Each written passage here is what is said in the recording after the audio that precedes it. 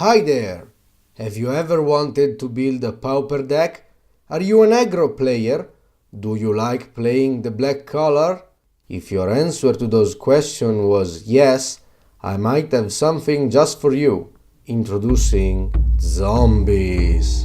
This fast deck will use its creatures to mercilessly devour our opponent in very few turns. But hey, what if they die? Well, no problem. Use one of the many spells in your hand to pick them back up from the graveyard and become dangerous again. And what if I told you that this deck will cost you only 12 euros? You heard correctly. Lots of undead fun for very little money. Let's look at the cards and see what this deck is made of. Starting with the creatures, we have basically two categories. The former is made by our attackers that will need to be fed to become big and dangerous, while the latter basically consists of cannon fodder that can still help dealing some damage if we need it. Our Brain Eaters will be 4 Carrion Feeders, 3 Nantuko Husks and 3 Phyrexian Ghouls. Carrion Feeder is a 1/1 for 1 black mana that can't block, but can get a +1/+1 counter if you decide to sacrifice a creature to it. We will abuse this ability to inflict a lot of damage straight from turn 2. Nantuko Husk and Phyrexian Ghoul are both 2/2s for 2 and a black mana that can get +2/+2 until the end of your turn if you sacrifice a creature to them. This means that, unlike the Carrion Feeder, you will have to sacrifice creatures every turn if you want to make them bigger. But it's not a big deal at all, since we will have many people, zombies, in line waiting or even wanting to die for any reason. The cannon fodder category includes 4 Butcher Ghouls, 3 Sultai Emissaries, and 3 Dregscape Zombies.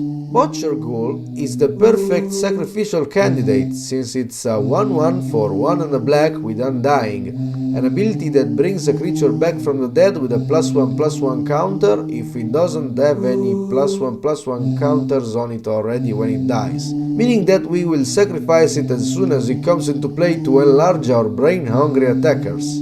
Sultai Emissary is another good helper. A 1/1 for a 1 and a 1 black mana, he will make you put the first card of your library face down as a 2/2 creature when he dies. You will be able to look at the card and flip it anytime by paying its mana cost if it's a creature card. This ability is called Manifest and will help us a bit by filtering some unwanted lands and putting more creatures into our graveyard to pick back up as well.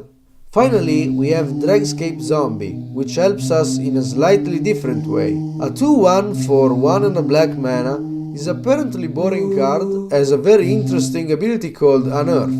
Unearth lets you play a creature from your graveyard, giving it haste, but also forces you to exile it at the end of your turn or whenever it will leave the battlefield. This means that, for example, we could play Dregscape Zombie, sacrifice it right away, then play it back with Unearth, attack, and then maybe sacrifice it again if we have a Carrion Feeder on the battlefield to grant us an extra +1/+1 counter before we have to exile it. Looking at the non-creature spells, we have 20 aces up our sleeves. Let's have a look at the most important spells first. You guess it, we'll use those to bring back our zombies from the dead. Our best card for this purpose will be Unearth, a sorcery that lets you return a creature with converted mana cost 3 or less from your graveyard to play for just a black mana.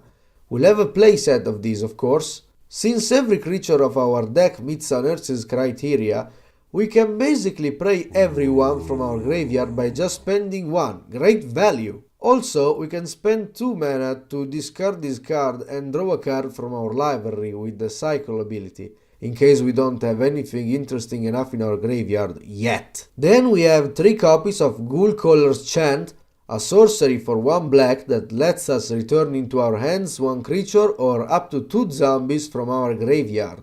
We will use this card to replenish our hand of the cannon fodder we have sacrificed earlier, so we can play it back right away. We also have 2 copies of Cemetery Recruitment, so we can pick back a creature from our graveyard into our hand for 1 and a black mana and draw a card as well, since everyone is a zombie here, and 1 Footbottom Feast, just in case our opponent wipes the board or tries exiling a rich graveyard. But what if we want to keep our creatures on the battlefield and avoid the necromancy? Well, we will be able to do it with 3 copies of Supernatural Stamina, a 1 black mana instant that gives +2/+0 to a target creature and makes it come back tapped on the battlefield if it will die until end of turn. We can use this apparently regular spell offensively by bringing back some cannon fodder right away and keep pumping our brain eaters, or just inflicting more combat damage to our opponent, or defensively by saving a creature that we don't want to die, even if we won't be able to use the same creatures as an extra blocker until we untap it, and, most importantly, if the creature is a Carrion Feeder, it will come back as 1/1, losing every +1/+1 counter you have previously put on it. If you want to deal heavy non-combat damage, we have 2 copies of Rite of Consumption, a sorcery that will give your opponent a direct hit just after you have attacked by paying 1 and a black mana and sacrificing a creature. Since the damage dealt to your opponent by Rite of Consumption is equal to the power of the sacrificed creature, a pumped up Nantuko Husk of Phyrexian Ghoul will be the best candidate to finish the game. Being a sorcery, we can't use it to do some nasty tricks during combat or in our opponent's turn, but hey, you also gain life, which is always a bonus, I guess. Our removal spells will obviously be 3 Tragic Slips, so we can easily use the Morbid ability and give a whopping instantaneous -13/-13 to a creature we absolutely want to die by spending only a black mana, and 2 Geth's Verdicts to force our opponent to sacrifice a creature, circumventing abilities like Hexproof and Protection from Black, and making them lose 1 life as well by spending 2 black mana. The land compartment is really simple, 19 swamps and 1 Mortuary Mire, which will put a creature on top of our library from our graveyard, but with the price of entering tapped. You could swap it for 1 more swamp if you like it.